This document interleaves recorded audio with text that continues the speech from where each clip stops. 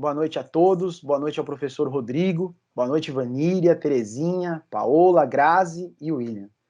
É com mais um grande, com grande esforço, a gente agradece aí a possibilidade de fazer mais um Encontros com o Sávio. A gente está fazendo aí um ciclo de encontros, de conversas, mais especificamente para gestores, para docentes em formação e também para docentes que já atuam no ensino médio, mas que, assim como eu, como o Rodrigo e como outros professores que trabalham no ensino médio, estamos aí bastante preocupados com toda essa mudança que está acontecendo do novo ensino médio. Então, esses encontros vêm com a pretensão mesmo de serem encontros de formação, encontros de troca, encontros em que a gente possa compartilhar experiência, compartilhar saberes, para que a gente possa encarar mais um ano aí de mudanças, como se não bastasse os últimos 2 anos cheio de mudanças, imprevisibilidades, a gente tem mais um ali, mais um desafiozinho ano que vem.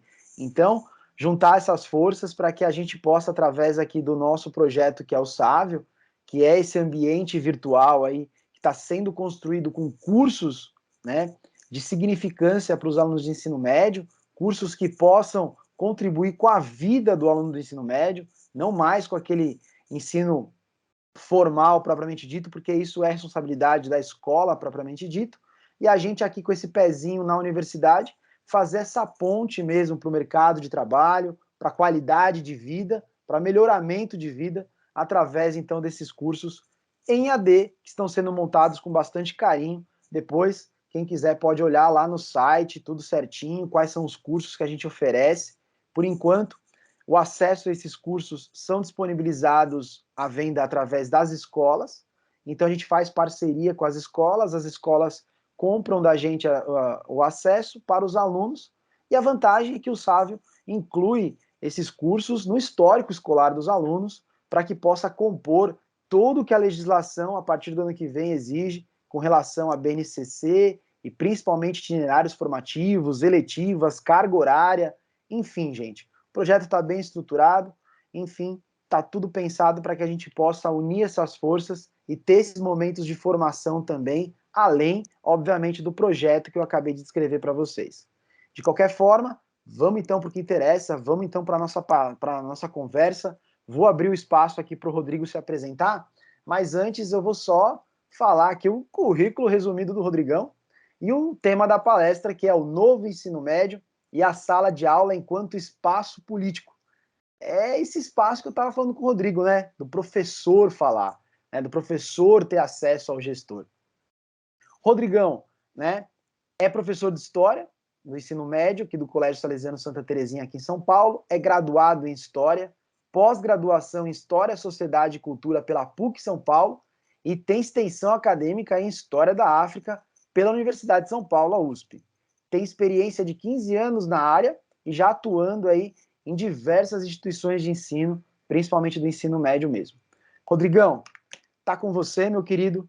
Seja bem-vindo, seja bem acolhido, como sempre, como toda casa salesiana precisa fazer.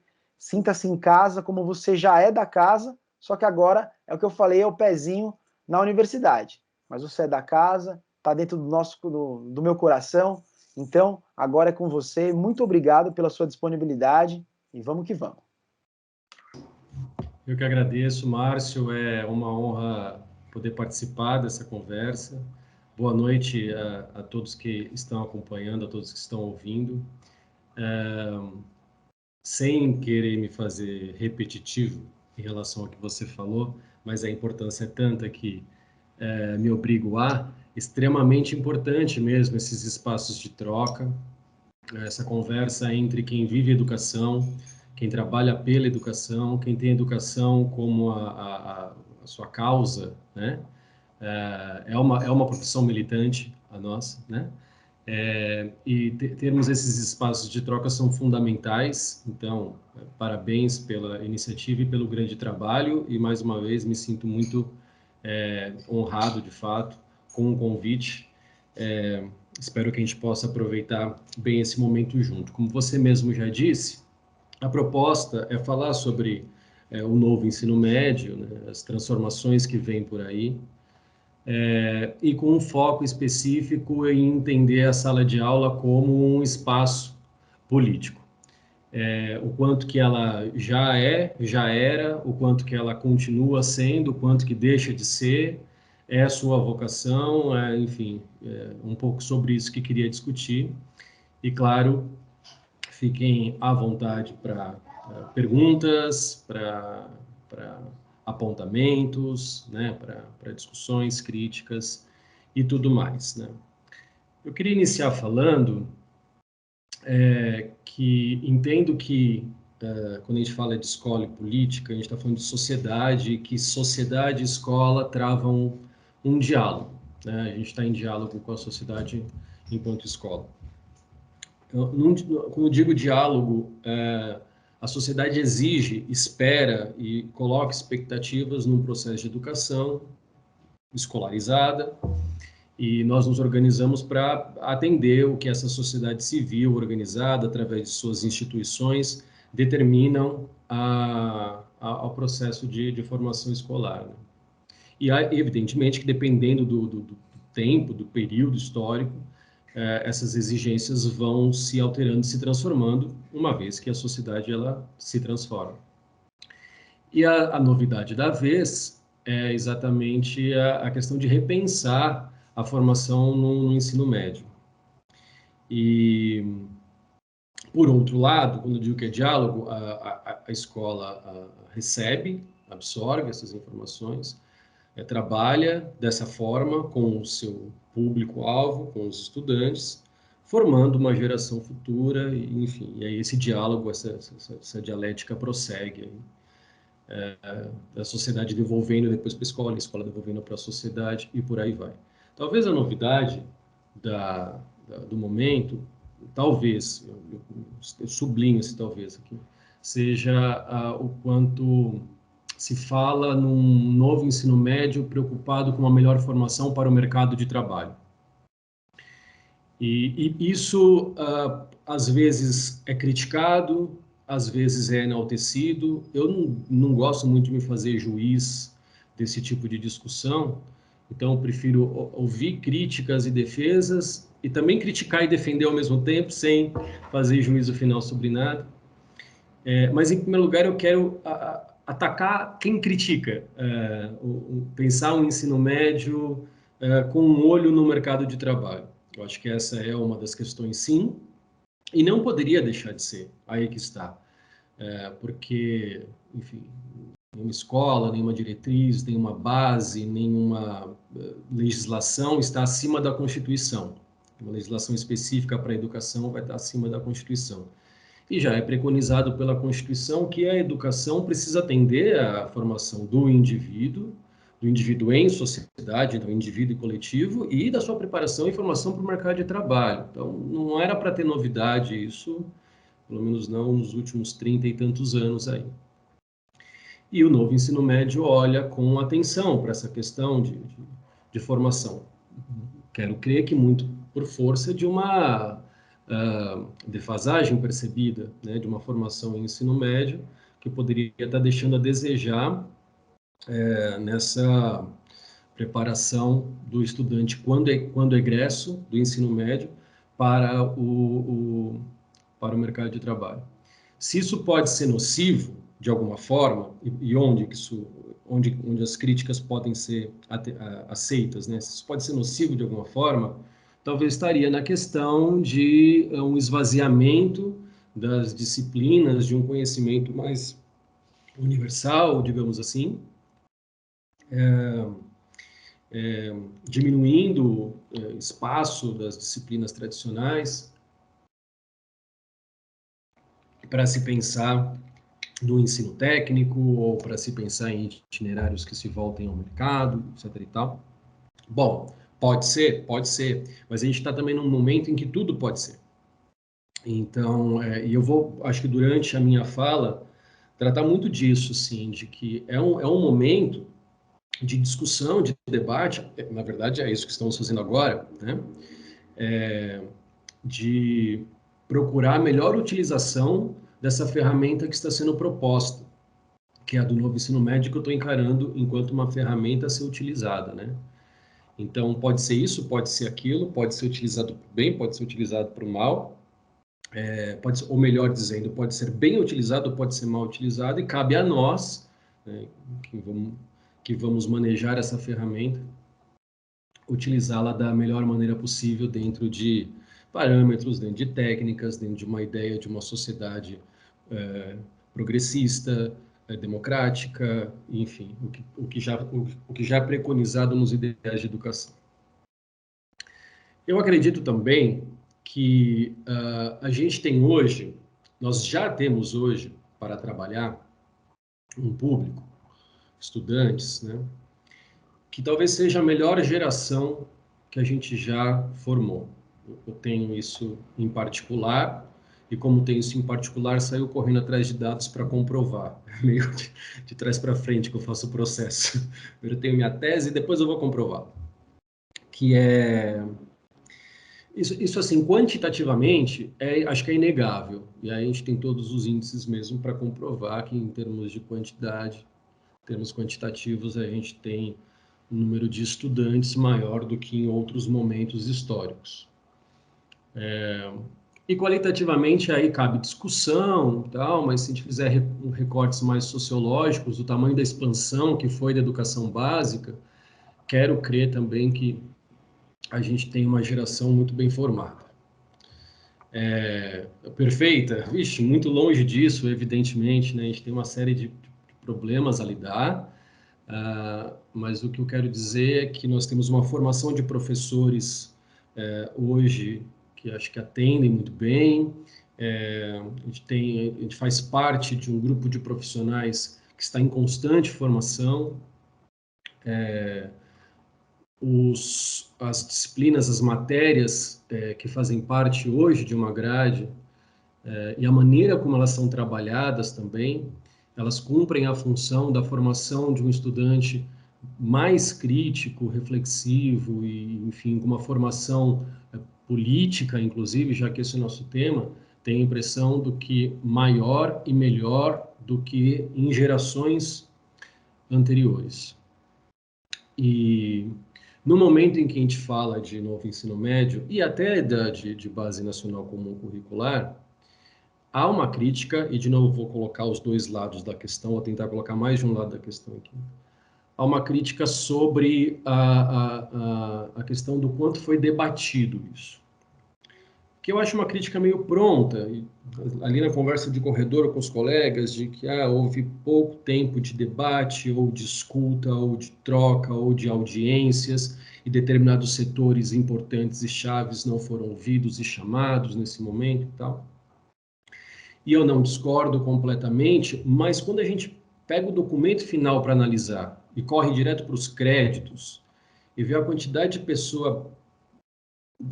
pessoas bem preparadas, capacitadas, técnicas, referenciais, intelectuais que participaram desse processo de discussão, tanto do novo ensino médio quanto da BNCC, e aí a gente não pode simplesmente fazer uma crítica a um trabalho de tanto tempo e com tantas pessoas sérias envolvidas. Que possa ter faltado tempo e escutado outros setores, acho que sim, mas que não se desmereça o trabalho de quem se envolveu. Quem acho que menos foi escutado nessa história toda, acho que de fato foram o principal, os alunos, mas creio também por no momento, uma desorganização dos secundaristas enquanto corpo coletivo, né, enquanto grupo, para se fazer ouvir, né, para ter fala e para se fazer ouvir.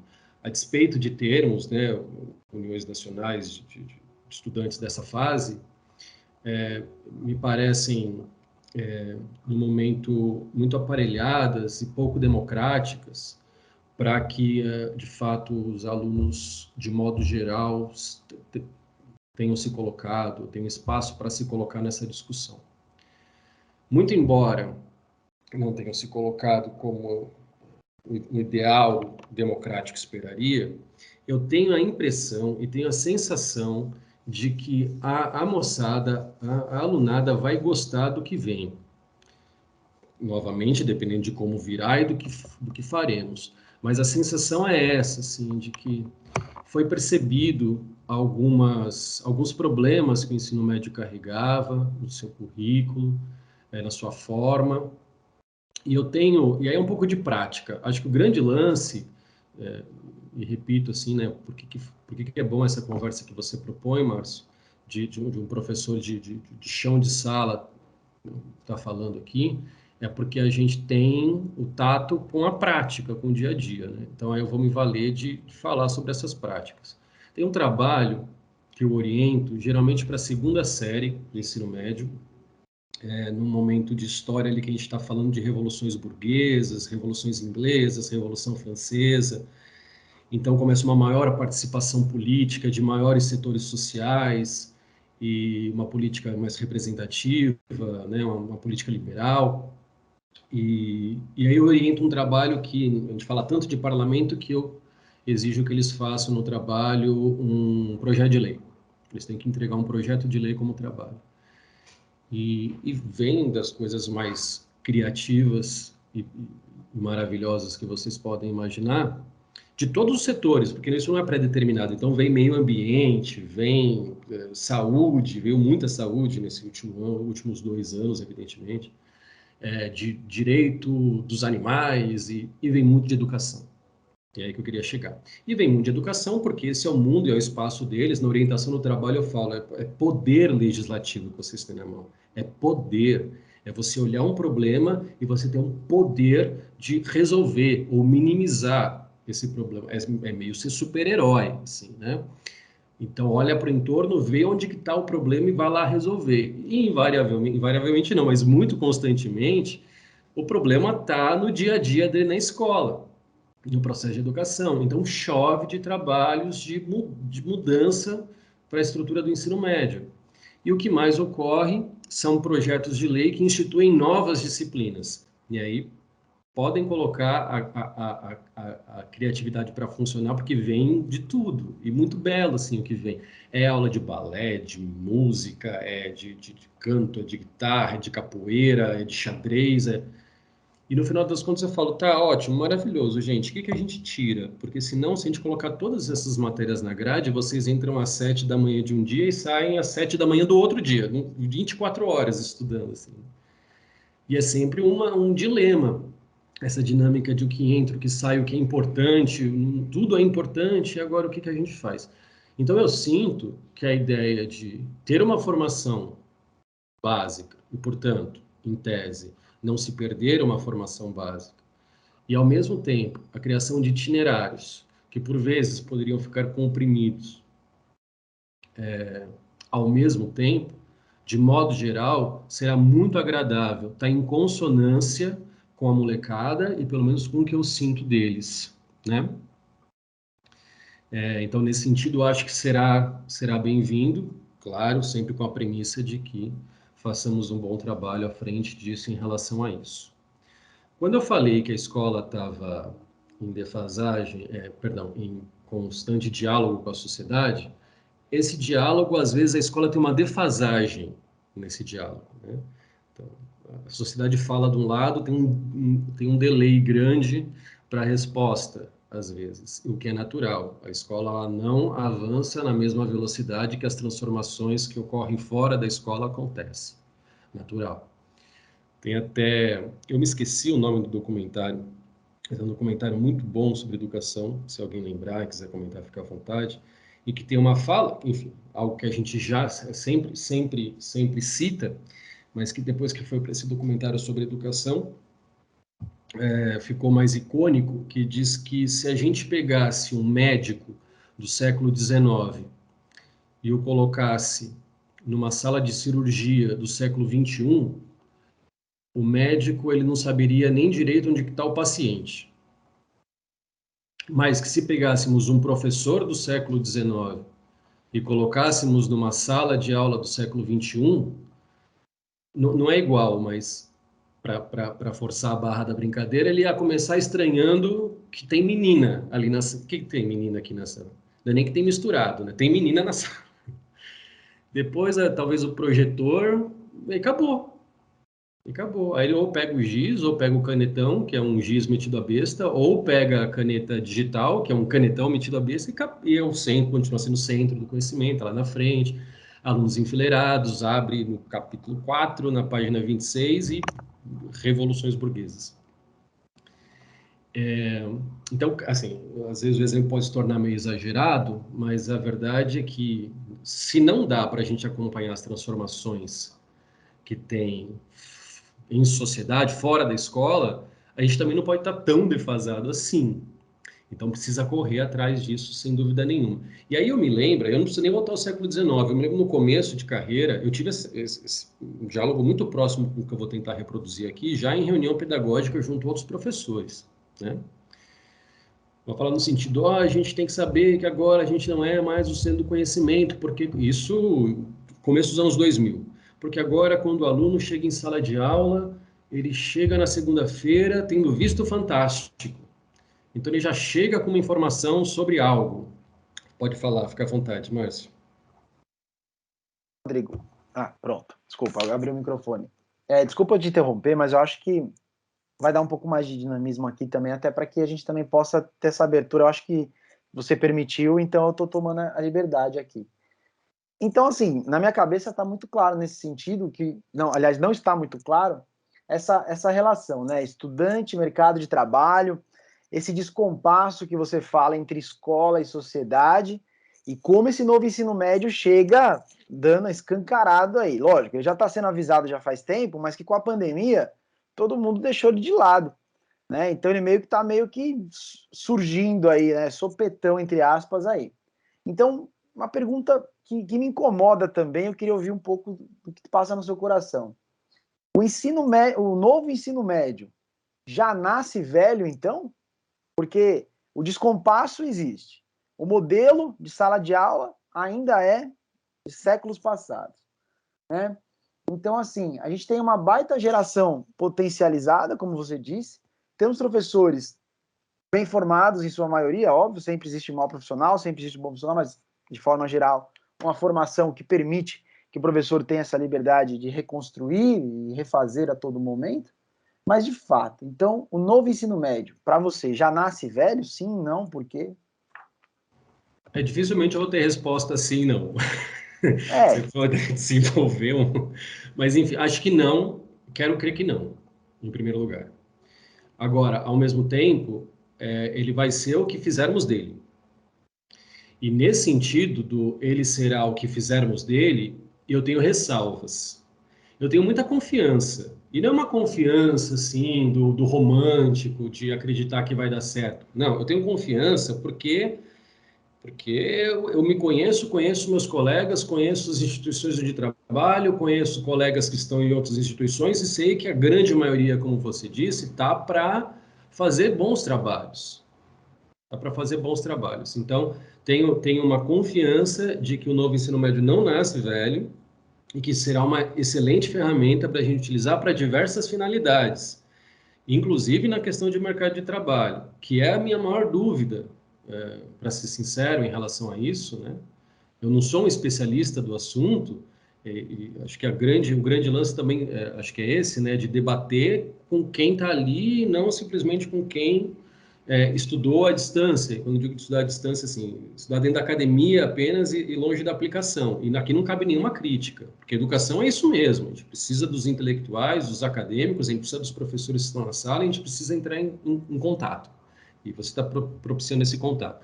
Mas, enfim, não acho que nasce velho, mas acho que depende do nosso bom trabalho que ele funcione. E tenho confiança de que vai funcionar, que a gente possa fazer funcionar. posso fazer mais uma observação? Por favor. Desculpa aí. Tá, então, nesse sentido também, você também levantou a bola aí do tal do protagonismo do estudante, né? Você levantou essa bola aí forte, é a base do novo ensino médio, né? Ela é o centro e todos os eixos giram em torno, todas as engrenagens em torno. Mas para quem está na formação docente, constante, contínua, sabe que já desde Paulo Freire, Piaget, quem é da casa sabe da de Dom Bosco também, tudo isso traz essa possibilidade aí do protagonismo do estudante, que é a base. Só que você sabe que protagonismo parte do pressuposto que há ele se entrelaça muito com o poder, na verdade, que você colocou, né? Ora, o docente é o detentor do conhecimento, ele tem o poder. E aí eu pergunto para você, meu querido Rodrigo, por que é tão difícil para gestor, para gestão, para o docente passar aí, entre aspas, esse poder, né? Democratizar esse poder, pegando aí o seu gancho da democratização, democratizar esse poder a quem de direito é esse poder, que é do estudante, que é o poder que é o poder e o direito de aprender, né? Que visa aí o processo de aprendizagem, né? Então, nesse sentido aí, como que você pega a sua experiência nesse sentido? Porque para você é muito simples, você vai lá, faz um projeto. Para mim também, eu gosto de trabalhar com metodologias diferentes também, do ponto de vista de colocar o aluno como investigador de fatos, de possibilidades, de pesquisa. Agora, de maneira geral, a gente sabe que isso não acontece, né, com grande frequência. Então, para você aí, por que é tão difícil, né, se passar esse bastão aí do poder, do protagonismo, né, sair do docente, da gestão e passar para o aluno? Por que é tão difícil fazer isso? As boas perguntas, elas já carregam a resposta, né, junto da pergunta, né? Eu acho que é exatamente o que você já colocou na sua questão. É o poder. Há uma dificuldade em dividi-lo, em delegá-lo. Agora, é extremamente contraditório que isso aconteça dentro da educação, porque é um processo de formação, né? Mas a gente não pode perder de perspectiva, e acho que de modo geral, a gente tem excelentes exceções a aplaudir, mas de modo geral a gestão é extremamente conservadora nesse sentido para não perder as rédeas da situação, em qualquer situação que seja, de domínio. A gente não pode perder de perspectiva que a gente tem concepções de educação com protagonismo de aluno, mas a ideia de escola, uma ideia de escola, ela também passa por uma instituição disciplinar.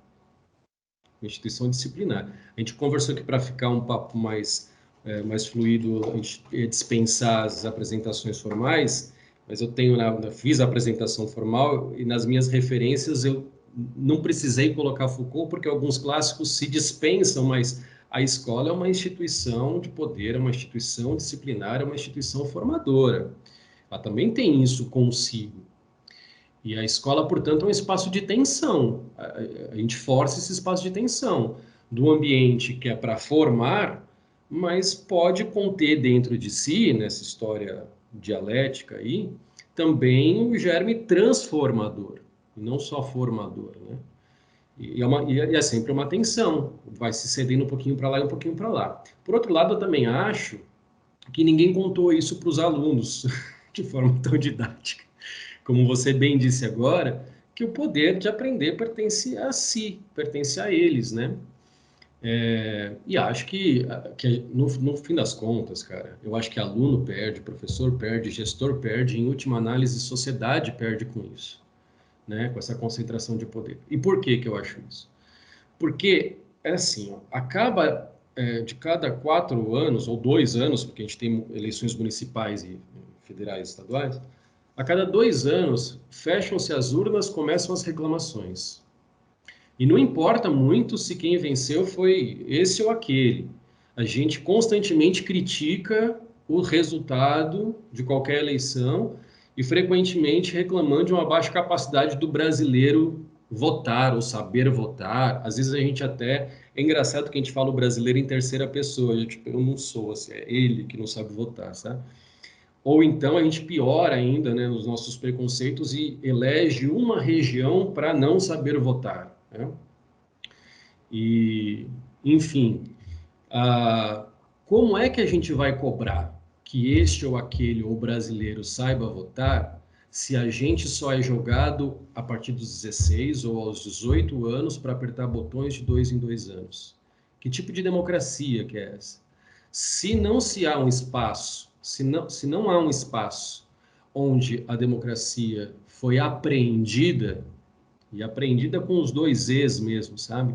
Você se apropriar do que é democracia, não vai ser depois sendo jogado à frente de uma urna eletrônica que você vai fazer o melhor dos seus serviços, de fato, sabe? Porque, e quando eu digo falar sobre democracia, se apropriar da democracia, não é eu chegar e na fileira e capítulo 4, página 26, lá, democracia na Atenas antigas, não é isso, isso a gente já faz. É sentar para discutir se eles querem falar sobre democracia, é sentar para discutir o currículo, é sentar para discutir o programa, é sentar para discutir o formato de sala, é sentar para discutir onde a aula vai ser, é trazer o aluno para si.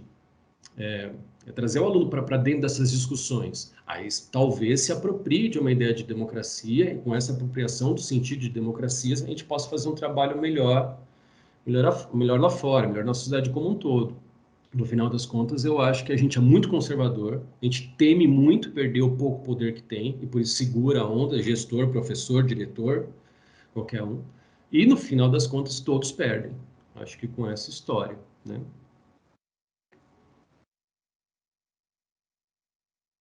E o que eu estava dizendo lá atrás, eu gosto assim, esse ping-pong é bem interessante, dá mais dinâmica. Mas para fechar ideias, o que eu estava dizendo lá atrás é que eu me lembro de discutir em sala, que a gente chegava na segunda-feira e que o mundo mudou, porque agora o aluno chega na segunda tendo visto o Fantástico no domingo, então ele já chega com informações. E eu como professor, isso começo dos anos 2000. Hoje, 2021, o aluno ele não tem a menor ideia do que é fantástico, ele não tem a menor ideia do que é televisão, ele não tem contato mais com isso.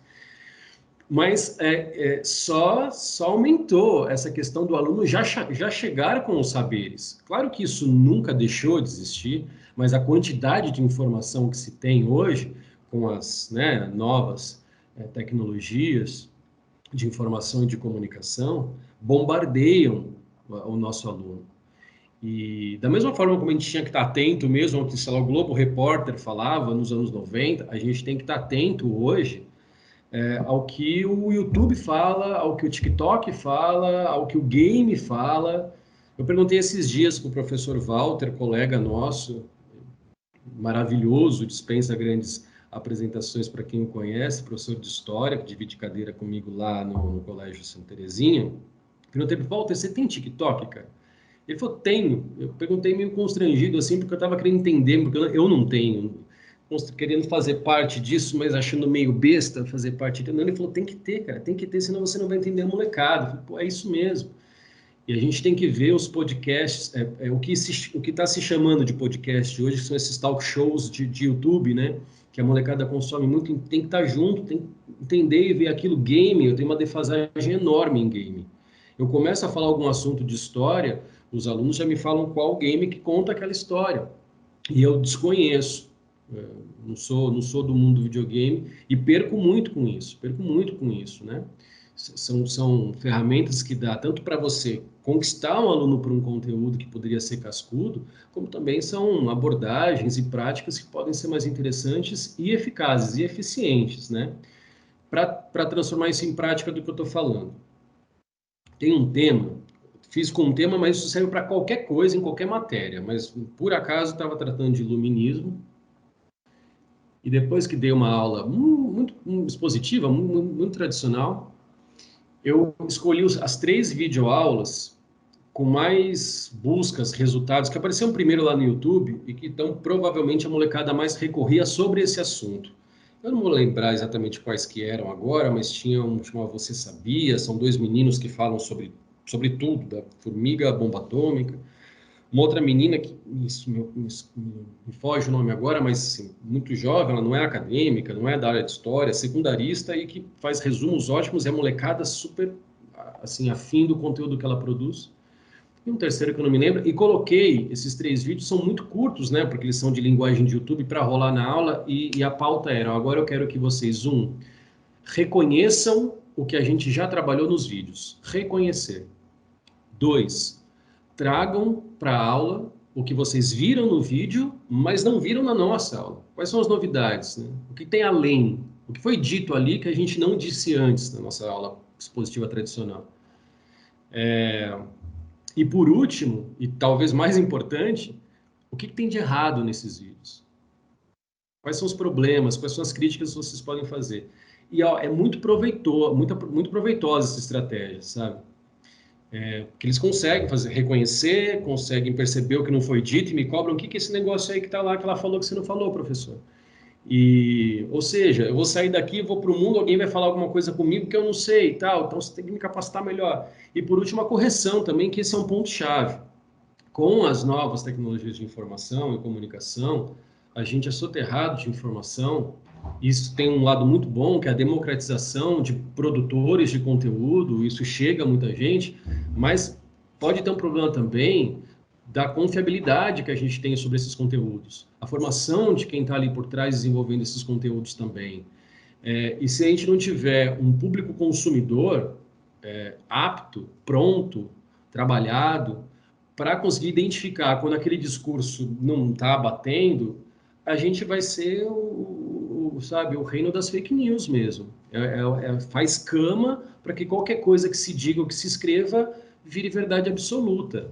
E onde que a gente cria essa casca aí de ficar, né, esperto com determinado tipo de discurso assim ou assado? É trabalhando exatamente sobre essas novas tecnologias e não as renegando. Né? O que eu estou dizendo aqui não é nenhuma novidade, isso aí já está preconizado nas novas bases, mas a gente precisa introjetar isso dentro do ambiente do nosso dia a dia, do nosso cotidiano de sala de aula. Né? E, bom, onde está o meu maior ceticismo? Acho que eu volto um pouco na sua pergunta anterior, Márcio, e você pode me orientando ao tempo aí, para eu não estourar nada. Onde está o meu maior ceticismo, né, em relação ao novo ensino? Você me pergunta, vai dar certo? Eu falei que sim. Depois eu me alonguei, mas eu falei que sim. Mas onde está o meu maior ceticismo? Que a gente tem no Brasil uma educação que ela é de cabeça para baixo. Quando eu falo Brasil, parece que é só o Brasil, mas não, na verdade eu não conheço os outros países e educação em outros países, mas aqui no Brasil eu sinto que ela é de cabeça para baixo. E ela é de cabeça para baixo por quê? Porque ela tem um número de vagas no ensino médio maior do que o número de vagas no ensino superior. Então, você tem uma barreira, um funil entre esses dois, chamado vestibular. O que faz com que o ensino médio se dedique demasiadamente, ou mais do que ele precisaria, não houvesse esse funil e barreira, ao preparo para o exame, para a prova, para o vestibular. E com isso a gente perde muito tempo e muita potência e muita coisa boa que a gente poderia estar fazendo em função disso e para isso. Eu chamo, neologismo, eu chamo de cursinificação do ensino médio. Né? Então, como vai ter um vestibular lá no primeiro ano, para não dizer que isso acontece no ensino fundamental 2, na educação básica, né? Começa a gente pensar em vestibular, os exercícios de vestibular, e a semana de Enem, e a prova de teste, é não sei o que, isso cai, isso não cai. E às vezes a gente está no meio do furacão, e aí tem dificuldade de olhar de forma panorâmica, mas você repara que a aula de produção de texto, que algumas escolas tinham antes, mas agora virou uma regra, ela é muito reflexo do peso que o Enem deu para a redação. Então, você tem lá língua portuguesa, em gramática e literatura, e produção de texto virou uma terceira frente, assim, em quase todas as instituições, pelo peso que esse exame de ingresso colocou. Cria-se uma fórmula, né, para se fazer a redação e tudo mais. E a gente acaba fazendo isso com os outros cursos também. E aí, não é só o vestibular que pauta o ensino médio. Voltando àquela nossa discussão de mercado e tal, o mercado também pauta e às vezes pauta negativamente. E aí não estou dizendo o mercado em relação ao aluno que vai para o mercado de trabalho e etc. e tal, ou que o mercado de trabalho espera que a escola entregue enquanto mão de obra qualificada, e sim o mercado entre as escolas. E claro, nesse caso, eu dou mais atenção a falar do caso das escolas particulares. Porque você pode ter um projeto maravilhoso, um itinerário fantástico numa instituição, só que essa escola, se particular, olha para o vizinho e o vizinho está fazendo para inglês ver, ó, a gente vai 3 aulas de história, vai ser 2 agora, porque uma a gente vai jogar o professor lá para o itinerário, só que o vestibular não está cobrando esse seu itinerário bacana pra caramba que todo mundo quer fazer aí de história do futebol, professor. Então, essa é uma aula que a gente vai jogar, na verdade, é uma aula que já estava lá dentro. Frente 1, frente 2. E manda ver lá e tal, porque na hora do vamos ver, é isso que eles vão precisar no vestibular, é da Revolução Inglesa e não da história do Celtic versus os Rangers lá e tal. E vamos desse jeito, porque no final das contas o pai já investiu um determinado valor aqui para que o filho, para não pagar a faculdade. Pagou o ensino médio para não pagar. Claro que porque são instituições de excelência, as instituições de ensino superior público, né? Mas não estou errado nesse meu exemplo de já investir aqui, não vou investir lá. Quem trabalha com um público de classe média trabalhadora tem essa perspectiva também, também. Então, ó, no final das contas, o pai quer nota, quer FUVEST, quer nota alta lá no Enem, então tem que cuidar disso daqui, não sei se eu vou para esse itinerário. E algumas escolas já iniciaram ou vão iniciar os itinerários formativos, transformando esses itinerários basicamente em cursinhos. Basicamente em cursinhos. A ética não me permitirá indicar exatamente quais instituições, mas todos aqui somos do mundo da educação e se ninguém viu isso ainda verá, infelizmente, em pouco tempo. E aí é onde mora o meu principal receio, né? O meu principal pé atrás em relação às novidades, por esse funil e por essas relações de concorrência e de mercado, a gente desperdiçar essa excelente ferramenta do novo ensino médio com algo para inglês ver. Quando eu digo que é uma excelente ferramenta, depende do que você vai fazer com ela. O martelo você pode bater na cabeça de alguém. O martelo serve para pregar e para tirar, para despregar também, né? Para tirar o prego da parede. Então, depende do que a gente vai fazer com ela. Tenho esse receio, mas tenho a confiança ao mesmo tempo, né? Ao mesmo tempo. Rodrigo, o nosso papo tá muito bom, mas a gente tem um horário também a cumprir, né? Até pela questão também de ter um começo, meio e fim, da gente finalizar sempre até as 21h30, tá? Aí o que a gente faz normalmente? A gente também deixa um espaço aberto aí para as perguntas, né? Que possam aparecer, ou mesmo alguns comentários que a gente também pode resgatar e tudo mais. Então, se você quiser já caminhar para a finalização da sua fala nos próximos 5 minutos e deixar os 10 minutinhos aí para a gente poder bater um papinho, eu te agradeço. Perfeito, perfeito, Márcio. Bom, para amarrar o começo e esse fim, a minha introdução e essa conclusão, que fala sobre o novo ensino médio e a sala de aula enquanto um espaço de debate político, eu acho que a sala de aula tem essa vocação. E tem essa vocação pelo motivo, essa participação especial do Theo, meu querido filho de 8 anos. Eu acho que a sala de aula tem essa vocação especial para ser um espaço de debate político, porque são 30 pessoas lá dentro, e não preciso mais do que isso para explicar por que é uma boa arena. Porque eu tenho para mim que política, que parece uma coisa às vezes muito difícil de entender quando a gente acompanha noticiários sobre política no Brasil, e é mesmo difícil de entender a política no Brasil, mas para mim política deveria ser muito mais simples. Política são dois. Juntou dois, virou política. Um namoro é regido por algumas situações de a gente vai sair para comer pizza ou a gente vai ver Netflix. Ah, vamos ver Netflix. Ah, mas a gente vai ver aquela série ou a gente vai ver aquele filme, sabe? Os argumentos que você vai utilizar e etc e tal compõem um ambiente político. E a gente estava no momento, não vou precisar em tempo desde quando, vou correr o risco de falar de 2016, 15 talvez em diante, onde a sala de aula, o professor em sala de aula, foi muito mal interpretado como sendo um mau formador político, ou como sendo uma figura que não deveria participar da formação política e estava o fazendo indevidamente. Algumas câmaras municipais chegaram a aprovar, algumas câmaras estaduais chegaram a discutir, e alguns parlamentares em câmaras federais também levantavam coro, algo que ficou conhecido como escola sem partido. O que é um problema, porque evidentemente que uma escola tem que ser sem partido, mas é um problema porque isso é falacioso. A gente está há muito tempo dentro da sala de aula e dentro de escola. E eu não me lembro de ter visto partido dentro de escola, dentro de sala de aula.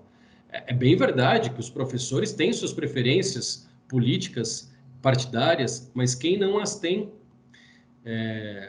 não é porque um médico tem determinada preferência que aí ele vai operar desse ou daquele jeito, né? Porque um professor tem tal preferência que ele vai educar a partir disso. Se ele o fizer, ele está utilizando uma técnica errada, ele está sendo antiético, ele está sendo um péssimo profissional e pronto. E eu, assim, não me lembro disso ser algo corrente. Mas foi muito pesado durante algum tempo essa ideia. O que fez, às vezes, a gente tomar até cuidados de autocensura com alguns assuntos sobre política, para me encaminhar para o encerramento. A gente sai de um ambiente onde a discussão era de que uma escola não poderia ser partidarizada ou politizada, ou que política não era espaço disso, e talvez os mesmos grupos que isso defendiam, tempos depois estavam no poder dizendo que o Enem teria a cara do governo. Não teve. Não teve, mas é no mínimo contraditório essas duas falas, essas duas percepções. Quero continuar crendo que a escola é um ambiente político e a sala de aula é um ambiente político por excelência e os itinerários formativos abrem espaço para isso, e não sou eu que estou dizendo, a FTD, que é uma gigante do setor e acho que faz um trabalho muito bem feito, trabalho com material da FTD e acho muito bom o material que a FTD produz. Já tem lá nos seus itinerários formativos para a área das ciências humanas aplicadas política, política pública, política econômica, sistemas políticos, sistemas de Estado. Então a gente ganha nesse sentido, né? A gente ganha, o novo ensino médio é uma ferramenta que pode ser utilizada para que a gente reforce saberes sobre estruturas políticas e com isso não só manter a sala de aula como esse espaço, mas também atuar na formação de sociedade, de gerações futuras na nossa sociedade, mais bem preparadas para tal. É isso, Márcio. Show de bola, Rodrigo. Eu só tenho a te agradecer aí pelo compartilhamento, né, dos seus saberes aí, dos seus conhecimentos e principalmente das suas experiências. Em nome de toda a equipe do Unisal e principalmente da nossa equipe aqui do Sávio, que é focada para o ensino médio, muito obrigado mesmo pelo seu compartilhamento. A partir desse momento, então, eu abro, né, para as perguntas. Na verdade, você já tinha feito essa abertura, né? Parece que eu estou fazendo algo formal aqui, pelo amor de Deus, gente. Então, nesse momento, a gente tem esse tempinho também para a gente terminar de bater esse papo e também ver se alguém quer fazer uma pergunta mais direta para você nesse sentido, tá? Por favor, vamos lá. Paola, Grazi, Rita, temos duas Ritas, a Vanília também, Terezinha, William. Alguém ficou com alguma dúvida, alguma pontuação, alguma observação? Professor que não recebe pergunta morre de fome, né? A gente vive da Tipo dúvida, isso, né? né? A gente vive dos Com questionamentos, né? certeza, professor. Só queria lhe agradecer, viu? Muito obrigada. Eu estou escrevendo aí tentando escrever alguma coisa muito no caminho que hoje você me permita chamá-lo assim, porque você é muito novo, nos propõe. Eu adorei mesmo, né? E eu quero lhe parabenizar. Muito obrigada. Que continue com essa, quem sabe, não é?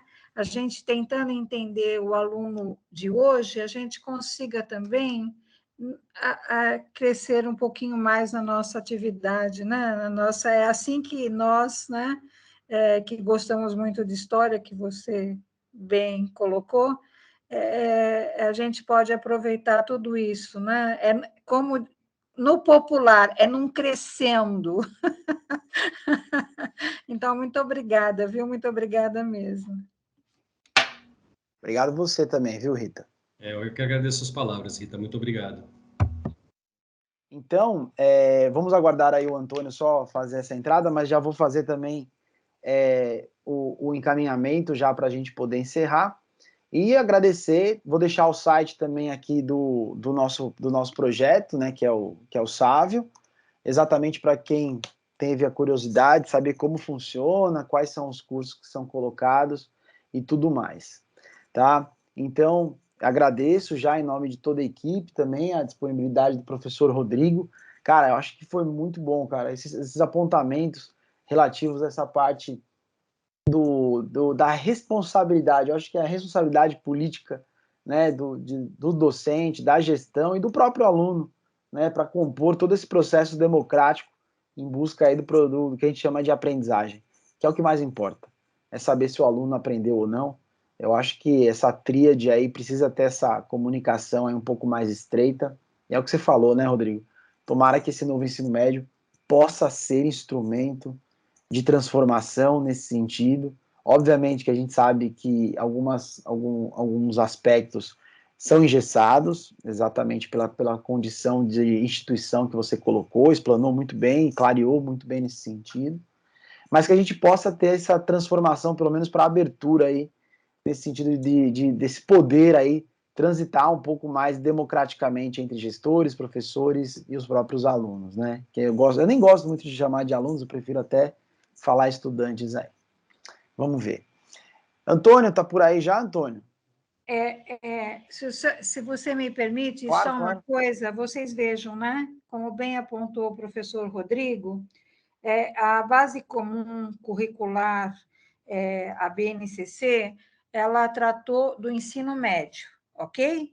Enquanto a lei da Base Nacional Comum para a Formação Inicial de Professores da Educação Básica, vejam bem, o hiato que isso cria, tratou lá do zero, que é o interesse, claro, do pátio de manobra desse mistério da educação, né? Porque é um mistério, não é um ministério. Mas o que eu gostaria de comentar é que, até da ótica do direito, né? Porque eu sou advogada, para você, Rodrigo, o professor Márcio já sabia, não é?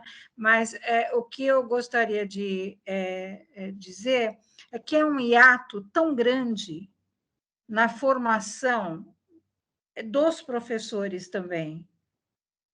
Isso interessa, claro que interessa, né? A gente sabe, a história já nos revela o quão é interessante isso tudo, né? Mas você veja, no hiato, no interstício entre a lei que criou a formação inicial da educação básica, depois apaga e você vai lá para o ensino médio, né? E haja Deus, né? É só isso que acontece, porque daí você cria um espaço temporal tão grande e ineficiente que, em todos os sentidos, você, inclusive com os pais dos alunos, né? A nossa relação com os pais dos alunos deve ficar muito complicada, né? Então, parabéns, eu gostei bastante. Eu só queria acrescentar isso, que em termos legais mesmo, foi feito de propósito, há um desmonte.